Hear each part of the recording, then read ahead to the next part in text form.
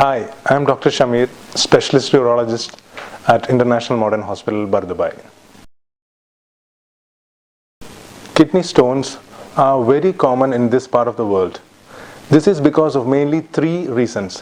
One, because of the climate itself. Here the climate is dry and hot. The second reason is our food habits. Basically, here we tend to have a very high calorie diet along with a lot of aerated drinks and less water intake. The third reason being our lifestyle. We here really have a sedentary lifestyle without much of physical activity. Kidney stones are nothing but aggregation of minerals in urine like calcium, oxalate and uric acid. When the amount of water in urine goes down and the amount of these minerals increase in urine, minerals like calcium, oxalate and uric acid start precipitating, and these precipitate further form into crystals, and these crystals start adhering to form stones. Now, how do these patients present when they have kidney stones?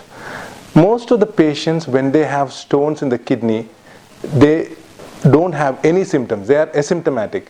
But when these stones fall into the ureter, that is the tube which connects between the kidney and the bladder, they can cause excruciating kind of pain which starts from the flank and it can be radiated into the lower abdomen and groin. Along with the pain, sometimes these patients can have vomiting and blood-stained urine. And rarely when the stone is in the lower part of the ureter, it can cause voiding difficulties like increased frequency of urination, urgency and hematuria.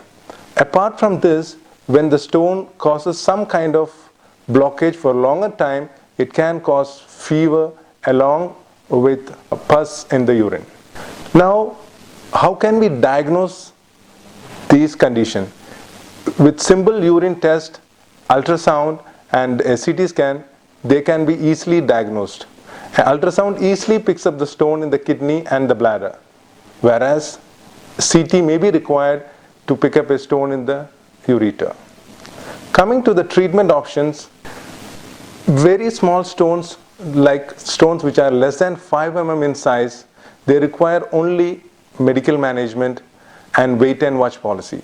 But when the stone size is more than 5 mm and if they are causing obstruction to the urine flow, they require treatment.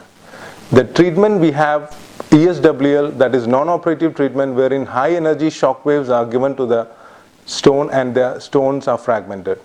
Apart from this, we have endoscopic, keyhole surgeries and laparoscopic surgery for stone disease.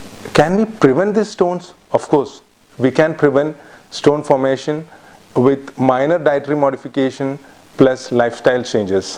What are these dietary modifications? See, whenever you have a tendency to form stones, it is always better to take large quantities of water per day, at least a large glass of water every hour whenever you are awake. Apart from this, try to avoid taking high content of animal protein or reduce high intake of salt and reduce food which are rich in oxalate. Here in IMH, we have the entire range of treatment for stone disease, starting from shockwave lithotripsy, endoscopic surgeries and laparoscopic surgeries. We are here in IMH 24/7 to tackle any kind of urological emergencies.